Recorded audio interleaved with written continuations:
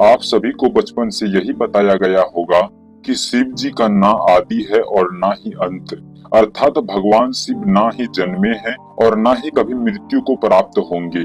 पर शायद यह सत्य नहीं है, क्योंकि विष्णु पुराण और शिव पुराण में शिव जी की उत्पत्ति को लेकर बातें बताई गई है। यहाँ तक कि श्रीमद देवी महापुराण में शिव जी के माता और पिता का भी वर्णन मिलता है। तो आखिर कौन है शिव जी के माता पिता? कुछ लोगों का यह मानना है कि ब्रह्मा ही शिव जी के पिता हैं, क्योंकि विष्णु पुराण की एक कथा के अनुसार शिव जी का एकमात्र बाल रूप है जिसे हम रुद्र के नाम से जानते हैं, और माना जाता है कि रुद्र के पिता स्वयं ब्रह्मा जी हैं। पर आखिर इसकी सच्चाई क्या है और पूरे संसार को शिक्षा देने वाले शिव ने अपनी शिक्षा कहां से प्राप्त की? तो चलिए जानते हैं शिव जी के जन्म का असली रहस्य। लेकिन उससे पहले वीडियो को लाइक, कमेंट और सब्सक्राइब जरूर कर ले। कमेंट में हर हर महादेव जरूर लिखे। शिव पुराण के अनुसार शिव जी अजन्मे हैं, यानी कि उनका जन्म नहीं हुआ है और वे स्वयं भू हैं, यानी कि खुद से ही उत्पन्न हुए हैं। क्या इसका मतलब यह है कि शिव जी की ना तो माता है और ना ही पिता? लेकिन विष्णु पुराण में तो कुछ और ही लिखा मिलता है, जिसके अनुसार विष्णु जी के नाभि से निकले कमल से ब्रह्मा जी की उत्पत्ति हुई और उसके माथे के तेज से शिव जी की उत्पत्ति हुई, जिसके कारण शिव जी को ज्यादातर समय ध्यान मुद्रा में दिखाया जाता है। लेकिन शिव पुराण में तो इसका उल्टा लिखा मिलता है, जिसके अनुसार एक बार जब शिव जी अपने घुटनों को मल रहे थे तो उनके घुटनों के मैल से ही श्री हरि विष्णु की उत्पत्ति हुई। अब इस मामले में तो दोनों पुराणों में अलग अलग बातें बताई गई है, परंतु विष्णु पुराण की एक और कथा के अनुसार ब्रह्मा ही शिव जी के पिता हैं। क्या यह सच है? तो चलिए जानते हैं इसकी सच्चाई। लेकिन उस कथा को समझने से पहले एक और कथा को जान लेना आवश्यक है, जो काफी ज्यादा प्रसिद्ध है। और इसी कथा के अनुसार शिव जी को आदि अनादि का दर्जा मिला, यानी कि ना ही उनका कोई शुरुआत है और ना ही अंत। दरअसल एक समय की बात है जब भगवान विष्णु और ब्रह्मा में यह बहस छिड़ गई कि उन दोनों में कौन ज्यादा महान है। ब्रह्मा को अपने सृष्टिकर्ता और सृष्टि को रचने का अभिमान था, वहीं विष्णु को इस जगत के पालनहार होने का घमंड था। दोनों के बीच की बहस काफी बढ़ गई और तभी दोनों के बीच में एक विशालकाय खंभा आ खड़ा हुआ। उस खंबे के अंदर से आवाज आई कि जो भी इस खंबे का आखिरी छोर खोज लेगा वही सर्वश्रेष्ठ होगा। यह सुनकर दोनों ने खंबे का आखिरी छोर खोजने का निर्णय लिया। ब्रह्मा जी ने एक हंस का रूप धारण लिया और ऊपर की ओर खोजने के लिए उड़ पड़े। वहीं विष्णु ने एक वराह का रूप लिया और खंबे का निचला हिस्सा खोजने को निकल पड़े। हजारों वर्षों तक खोजने के बावजूद दोनों को उसका आखिरी छोर नहीं मिला, जिसके पश्चात वे थक हार कर वापस लौट आए। अंततः खंबे के भीतर से शिव जी प्रकट हुए। यह कथा यह दर्शाती है कि शिव जी का ना तो आदि है और ना ही अंत। लेकिन दोस्तों, क्या आपको पता है इसी दौरान जब विष्णु और ब्रह्मा थक हार कर वापस लौटे और जब शिव जी प्रकट हुए तब उन्होंने दोनों से पूछा कि क्या आपको खंबे का आखिरी छोर मिला? विष्णु ने निराश भरे शब्दों में कहा, मैं इसका आखिरी हिस्सा खोजने में असफल रहा। परंतु ब्रह्मा ने यह झूठ बोला कि वह इसका आखिरी हिस्सा खोजने में सफल रहे। यह सुनकर शिव जी काफी क्रोधित हुए और ब्रह्मा जी के 4 सरों में से एक सर उखाड़ कर फेंक दिए और उन्हें यह श्राप दिया कि आज से पृथ्वी लोक पर तुम्हारी कोई पूजा नहीं करेगा, जिसके कारण आज भी ब्रह्मा जी का ना तो ज्यादातर कोई मंदिर है और ना ही उन्हें पूजा जाता है। वैसे दोस्तों, इसके पीछे एक और कथा है जो भगवान ब्रह्मा और उसकी पुत्री से जुड़ी हुई है, पर हम उसकी बात किसी और वीडियो में करेंगे। अभी हम यह जान लेते हैं कि क्यों शिव जी को ब्रह्मा का पुत्र बताया जाता है। आखिर इसके पीछे सच्चाई क्या है? तो चलिए इस कथा को भी जानते हैं। विष्णु पुराण के अनुसार सृष्टि के प्रारंभिक काल में जब सब कुछ यानी कि पूरा ब्रह्मांड जलमग्न था, ना कोई देवता ना कोई दानव था, ना ही कोई जीव जंतु, केवल श्री हरि विष्णु ही सागर पर शेषनाग पर विश्राम कर रहे थे और उनकी नाभि से निकले कमल से ब्रह्मा जी की उत्पत्ति हुई। इसके पश्चात ब्रह्मा जी और विष्णु जी इस सृष्टि के उत्पत्ति और रचना को लेकर बातें करने लगे। इसी दौरान शिव जी भी वहाँ प्रकट हुए। जब शिव जी वहाँ प्रकट हुए तब ब्रह्मा ने उन्हें पहचानने से इनकार कर दिया, जिससे शिव रूठ गए और वहाँ से चले गए। तब विष्णु ने ब्रह्मा को दिव्य दृष्टि प्रदान की, जिसके पश्चात ब्रह्मा जी को अपनी गलती का एहसास हुआ तब ब्रह्मा जी ने शिव जी से माफी मांगी और उनसे यह वरदान मांगा कि वे उनके पुत्र रूप में जन्म लेंगे। शिव जी ने ब्रह्मा जी की प्रार्थना स्वीकार कर ली और उन्हें आशीर्वाद दिया कि वे उनके पुत्र रूप में जन्म लेंगे। हजारों साल बीत जाने के बाद जब ब्रह्मा जी ने इस सृष्टि की रचना शुरू की, तब उन्हें एक बच्चे की जरूरत पड़ी और तब उन्हें शिव जी का आशीर्वाद याद आया, जिसके बाद ब्रह्मा जी ने कठोर तपस्या की और उनकी तपस्या से प्रसन्न होकर भगवान शिव एक बालक रूप में उनकी गोद में प्रकट हुए। आपकी जरूरी के लिए बता दूं कि यह भगवान शिव का एकमात्र बाल रूप है। दरअसल जब शिव जी बाल रूप में प्रकट हुए तो काफी ज्यादा रोने लगे और ब्रह्मा जी ने जब उनके रोने का कारण पूछा तो उन्होंने बड़ी ही मासूमियत से कहा कि वे इसलिए रो रहे हैं क्योंकि उनका कोई नाम नहीं है। तब ब्रह्मा जी ने उन्हें रुद्र नाम दिया, जिसका अर्थ है रोने वाला। परंतु इसके बावजूद भी शिव जी शांत नहीं हुए क्योंकि उन्हें यह नाम पसंद नहीं आया, जिसके बाद ब्रह्मा ने उन्हें दूसरा नाम दिया जो है स्वर्व। पर शिव जी को यह नाम भी पसंद नहीं आया, जिसके बाद ब्रह्मा ने उन्हें और भी नाम दिए जैसे भव, उग्र, भीम, पशुपति, ईशान, महादेव। और इसी तरह ब्रह्मा जी ने शिव जी को 108 नाम दिए और माना जाता है कि यह सारे नाम धरती पर ही लिखे गए थे। पर दोस्तों, शिव जी की जन्म की असली सच्चाई तो अभी तक हमने जानी ही नहीं। तो चलिए अब हम जानते हैं कि शिव जी के जन्म की असली कहानी। आखिर कौन है उनके माता पिता। लेकिन उससे पहले आपसे एक विनती है कि अगर आपको यह वीडियो अच्छी लग रही है तो इसे अपने दोस्तों, रिश्तेदारों और अन्य शिव भक्तों को जरूर शेयर करें और कमेंट में लिखे हर हर महादेव।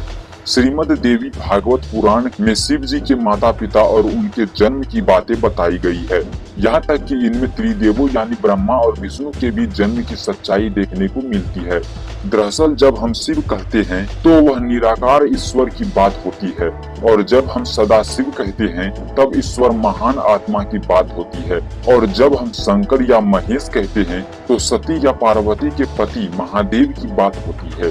बस बहुत से भक्त यह भेद नहीं कर पाते हैं और सभी को समान मानते हैं। अब श्रीमद् देवी महापुराण के अनुसार देखा जाए तो एक बार की बात है, नारद जी ने अपने पिता ब्रह्मा से पूछा कि इस सृष्टि का शुरुआत किसने की थी और साथ ही भगवान शिव, विष्णु और उसके पिता कौन हैं। तब ब्रह्मा ने उत्तर देते हुए कहा कि प्रकृति रूपी माँ दुर्गा और काल सदाशिव ही उनके माता पिता हैं और उन्होंने ही त्रिदेवों यानी कि ब्रह्मा और विष्णु शिव को रचा है। शिव पुराण के अनुसार भी काल सदाशिव और पराशक्ति अंबिका ही शिव के माता पिता हैं और इन सब में भी श्रेष्ठ हैं काल सदाशिव, क्योंकि उन्होंने ही पराशक्ति अंबिका की रचना की, जिनकी 8 भुजाएं थी और वे प्रकृति रूपी माँ दुर्गा भवानी कहलाई। बहुत प्राचीन समय की बात, जब कुछ भी नहीं था, ना आकाश, ना धरती, ना जीवन, उस समय केवल एक ही शक्ति थी, काल स्वरूप सदाशिव। वही आदि परमेश्वर हैं जिनसे सब कुछ उत्पन्न हुआ। सदाशिव के भीतर ही शक्ति रूप में दुर्गा भी विद्यमान थी। दोनों मिलकर काशी के आनंद वन में विचरण कर रहे थे। एक दिन दोनों के मन में यह विचार आया कि अब इस ब्रह्मांड में कुछ और प्राणियों की रचना होनी चाहिए ताकि इस सृष्टि का विस्तार हो सके।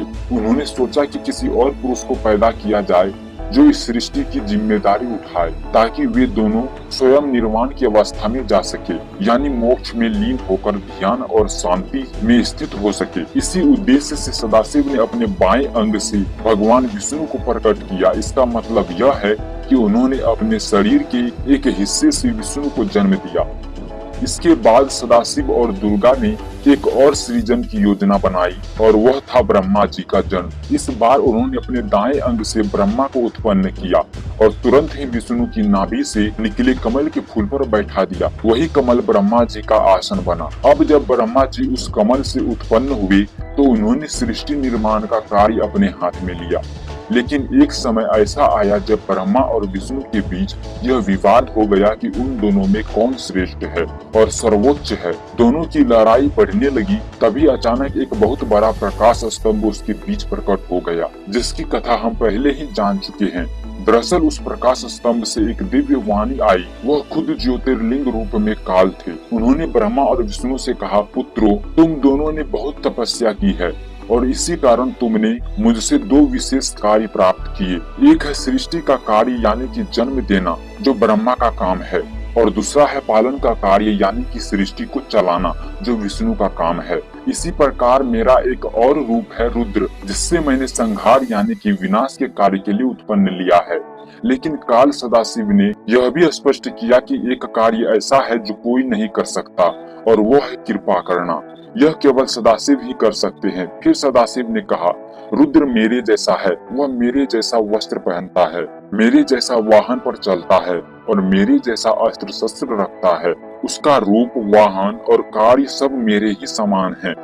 इस प्रकार यह कथा हमें बताती है कि इस संपूर्ण ब्रह्मांड की रचना सदाशिव और शक्ति रूपी दुर्गा से हुई है। ब्रह्मा, विष्णु, रुद्र, महेश ये सभी उनके अंश हैं और उन्होंने अलग अलग कार्यों की जिम्मेदारी ली है ताकि सृष्टि ठीक तरह से चल सके। पर मित्रों, शिव जी की कहानी यही खत्म नहीं होती है। एक और रोचक कथा है जिसके अनुसार एक बार कुछ साधु संतों ने भगवान शिव से उनके जन्म के बारे में पूछा। तब भगवान शिव ने जो उत्तर दिया वो चौंकाने वाली थी। तो चलिए अब उस आखिरी कथा को जानते हैं जो आपके होश उड़ा देगी। एक अन्य पुराण के अनुसार एक बार ऋषि मुनियों में जिज्ञासा जागी कि आखिर भगवान शंकर के पिता कौन हैं। यह सवाल उन्होंने शंकर जी से ही पूछ लिया कि हे महादेव, आप सबके जन्मदाता हैं, लेकिन आपका जन्मदाता कौन है? आपके माता पिता का क्या नाम है? इस प्रश्न का उत्तर देते हुए भगवान शिव ने कहा, हे मुनिवर, मेरे जन्मदाता भगवान ब्रह्मा हैं। मुझे इस सृष्टि का निर्माण करने वाले भगवान ब्रह्मा ने जन्म दिया है। इसके बाद ऋषियों ने एक बार फिर भगवान शंकर से पूछा कि यदि यह आपके पिता हैं, तो आपके दादा कौन हुए? तब शिव ने उत्तर देते हुए कहा कि इस सृष्टि का पालन करने वाले भगवान श्री हरि अर्थात भगवान विष्णु ही मेरे दादाजी हैं। महादेव की इस लीला से अनजान ऋषियों ने फिर से एक प्रश्न किया कि जब आपके पिता ब्रह्मा हैं और दादा विष्णु, तो आपके परदादा कौन हैं? तब शिव ने मुस्कुराते हुए उत्तर दिया कि स्वयं भगवान शिव। इसके बाद ऋषि मुनि समझ गए कि शिव जी से बढ़कर ना कोई है ना कोई होगा। वैसे दोस्तों, क्या आपको पता है कि भगवान शिव को उनके आभूषण कहाँ से मिले? शिव जी अपने शरीर पर कई आभूषण धारण करते हैं, जैसे कि गंगा, चंद्रमा, वासुकी नाग, त्रिशूल, डमरू, भस्म आदि। आखिर उन्हें यह सारे आभूषण और अस्त्र कहाँ से मिले और क्या है नंदी का रहस्य, जो आपको भी हैरान कर देगी। और अगर आप भी इन रहस्यों को जानना चाहते हैं तो हमें कमेंट में जरूर बताइए, जिससे इसके लिए मैं एक अलग सी वीडियो बना सकूं। लेकिन इस कथा का तात्पर्य केवल यही है कि शिव जी आदि अनादि हैं, वही अंत हैं और वही शुरुआत। वे सृष्टि के जन्म के पहले भी थे और सृष्टि के विनाश के बाद भी रहेंगे। शिव जो काल से भी परे हैं, जो शमशान वासी हैं, जिन्हें मृत्यु का भय नहीं, जो मोह से भी परे हैं। लेकिन एक समय ऐसा क्या हुआ कि पूरी सृष्टि का संतुलन बिगड़ गया। शिव एक आम आदमी की तरह दुख में रोने लगे। उन्हें दुख था अपनी अर्धांगिनी सती की मृत्यु का। परंतु ऐसा क्या हुआ कि सती ने अपना देह त्याग दिया और कैसे मिले शिव जी माता पार्वती से? अगर आप भी इस कथा यानी सती कथा को जानना चाहते हैं तो हमारे साथ जुड़े रहिए और सब्सक्राइब जरूर कर ले। धन्यवाद दोस्तों।